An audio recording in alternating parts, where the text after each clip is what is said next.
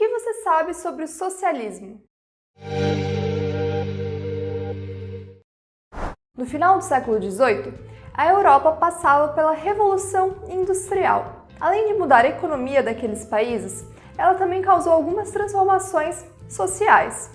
O capitalismo deixava de ser comercial e passava a tomar a forma de um capitalismo industrial.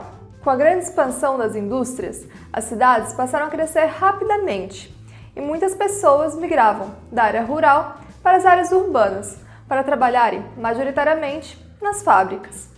A sociedade, então, naquela época, ficou basicamente dividida entre dois grupos: o proletariado, ou seja, os trabalhadores, e a burguesia, que detinha a maior parte das riquezas provenientes da produção. Esse novo proletariado, os trabalhadores das fábricas, se encontravam sob duras condições de trabalho. Além das precárias condições de segurança no ambiente de trabalho, eles tinham salários baixos, não tinha nenhum meio legal para protegê-los das jornadas exaustivas que poderiam chegar até 16 horas de trabalho por dia, as crianças trabalhavam, os idosos não tinham direito à aposentadoria. Era uma situação muito complicada. Nesse contexto, alguns intelectuais da época começaram a pensar como poderiam melhorar as condições sociais. Foi aí que surgiu a teoria socialista. Os primeiros pensadores dessa corrente foram Saint-Simon, Charles Fourier e Robert Owen, posteriormente denominados socialistas utópicos. Depois de algum tempo, surgiu também o socialismo científico, a partir de Friedrich Engels e Karl Marx. Saint-Simon foi um dos principais pensadores do socialismo utópico. Ele era um crítico ao chamado tripé de dominação social, que consistia no clero, na nobreza e nos militares. Ao contrário de outros pensadores socialistas, ele não era a favor do fim da propriedade privada e nem defendia a revolução como meio de transformar a sociedade. Ele também defendia uma forte interferência do Estado na economia. Para ele, era importante que as classes mais ricas compreendessem que melhorar a qualidade de vida das classes mais pobres, por consequência, melhoraria também as suas qualidades de vida. Ele acreditava que as instituições sociais deveriam melhorar intelectual, física e moralmente as condições de vida das classes mais pobres. Tudo isso seria baseado no progresso científico e industrial. Já Charles Fourier propôs a criação de sociedades comunitárias independentes, ainda que dentro de um sistema capitalista maior. Essas comunidades viveriam isoladas do resto da sociedade, dependeriam do capital privado e não buscariam a igualdade absoluta, ou seja, teria alguma diferença de rendimento entre as pessoas, buscando eficiência industrial, mas essas diferenças de rendimento não seriam assim tão grandes quanto em uma sociedade capitalista normal. Ainda assim, Fourier nunca conseguiu colocar na prática a sua ideia. Robert Owen também idealizou a criação de comunidades independentes dentro de uma sociedade maior, assim como Fourier. Mas para Owen, a igualdade deveria ser absoluta. O único tipo de hierarquia que existiria dentro dessa comunidade seria baseada na idade, e a unidade de troca entre as pessoas seria a hora de trabalho. Também diferente de Fourier, Owen conseguiu colocar a sua ideia em prática. Nessas comunidades, os empregados ganhavam altos salários e trabalhavam menos horas do que nos outros lugares. Além disso, os trabalhadores também eram sustentados por Owen durante as crises econômicas e os seus sócios ganhavam uma parte menor dos rendimentos. A maior parte era aplicada em melhorias na própria sociedade. No entanto, as comunidades que Owen criou acabavam só funcionando com a sua supervisão. Com o tempo, as brigas internas entre seus sócios levaram à extinção delas. Os socialistas utópicos enxergavam a indústria como um meio de desenvolvimento econômico e, portanto, de melhoria de condições de vida à população. Portanto, diferente dos socialistas científicos, eles não defendiam que o sistema capitalista deveria necessariamente acabar para a sociedade ser mais justa e igualitária. Marx criticou os teóricos do socialismo utópico ao afirmar que, apesar de terem idealizado uma sociedade mais justa e igualitária, eles não demonstraram os meios pelos quais efetivamente se chegaria até esse ponto. O socialismo científico foi criado no século XIX, pautada em uma análise histórica e científica do capitalismo. Seus principais nomes são Karl Marx e Friedrich Engels. Segundo esses autores, em todas as épocas históricas, a sociedade foi marcada por uma luta de classes, um antagonismo entre opressor e oprimido.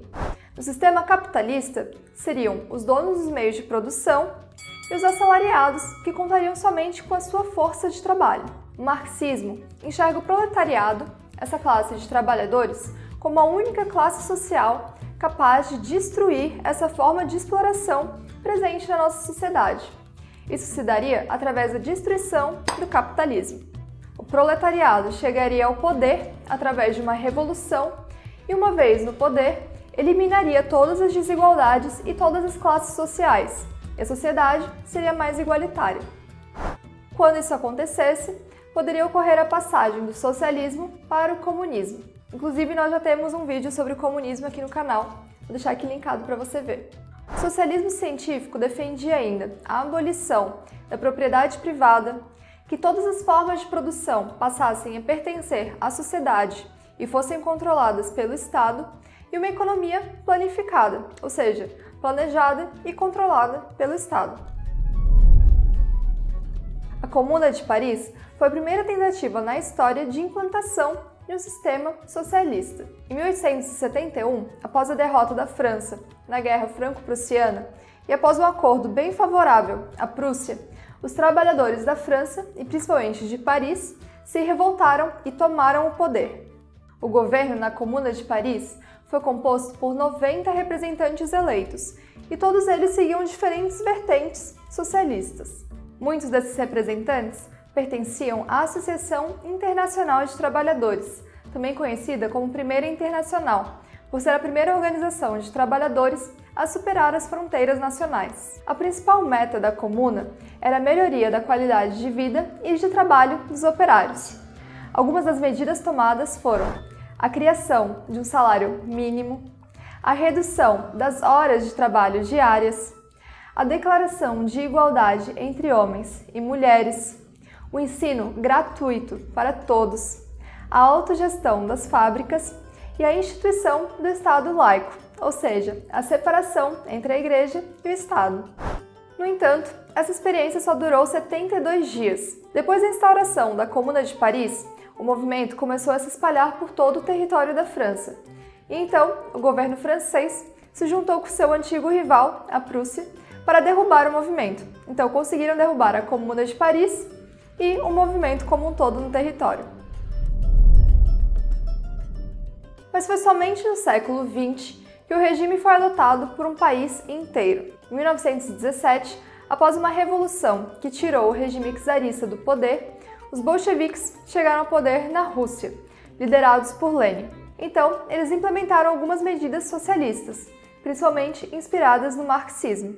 O governo de Lenin enfrentou uma forte oposição de setores ligados ao antigo regime czarista, o que resultou em uma longa guerra civil no país. Ao final dessa guerra, a Rússia estava devastada e o governo decidiu voltar atrás em alguns dos seus princípios socialistas mais radicais. E com a nova política econômica, passou a adotar novamente algumas formas de produção capitalistas. Já em 1922, sob o governo de Stalin, a Rússia se juntou a alguns outros países europeus para constituir oficialmente a União das Repúblicas Socialistas Soviéticas.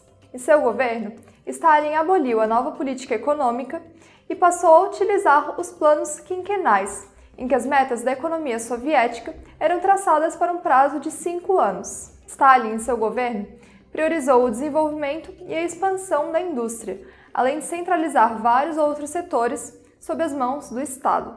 O socialismo implementado na União Soviética é muitas vezes chamado de socialismo real, por ter sido a primeira vez que algumas medidas da teoria socialista foram implementadas na prática, em alguns países e por um longo período de tempo. Bom, como nós hoje sabemos, a URSS chegou ao fim em 1991, após um longo período de Guerra Fria.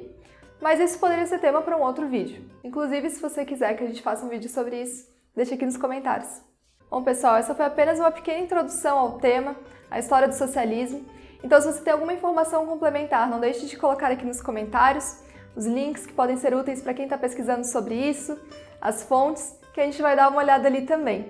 E não deixe também de comentar as suas sugestões para os nossos próximos vídeos. Até mais!